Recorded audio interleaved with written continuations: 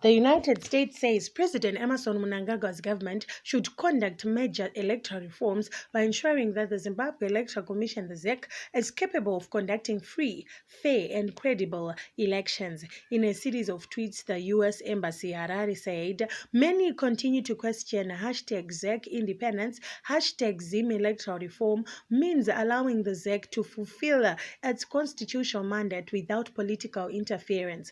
To ensure ZEC independence, hashtag Zim electoral reform would allow the ZEC chair to freely meet and consult political parties contesting elections and prohibit interference from outside entities such as the Ministries of Justice, Home Affairs, and the Cabinet. The United States further noted that there is need for security forces to stay away from the electoral process.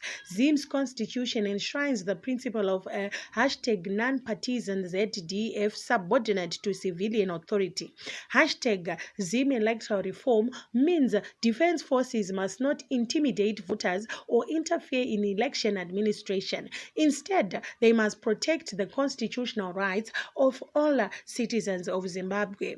The American government also said hashtag Zim electoral reform means the government stops directing traditional and local party leaders to use humanitarian aid to pressure citizens to vote for a specific party. The Zimbabwean constitution guarantees the government will treat all persons equally and fairly. And yet, partisan distribution of humanitarian assistance, agricultural inputs, and other public services in exchange for votes continues.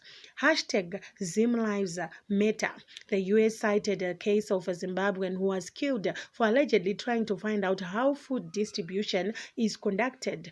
Mazwi Joseph Ndlovu asked about the politics behind food aid in his community. For this, he was beaten and died 3 days later. No one should die for exercising their rights. When will his murderers face justice? Reacting to the tweet, Zimbabwe's Information Secretary Nick Mangwana said, "I'm just wondering how the U.S. State Department would respond or feel if the Zimbabwean embassy in Washington were to tweet about U.S. Army, even if they were to tweet on actual condemnable behavior in Iraq and Afghanistan.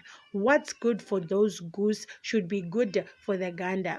Some respondents also took a swipe at the U.S., claiming that its own electoral process is flawed, but Zimbabwe has not condemned the manner in which they vote on state and national elections.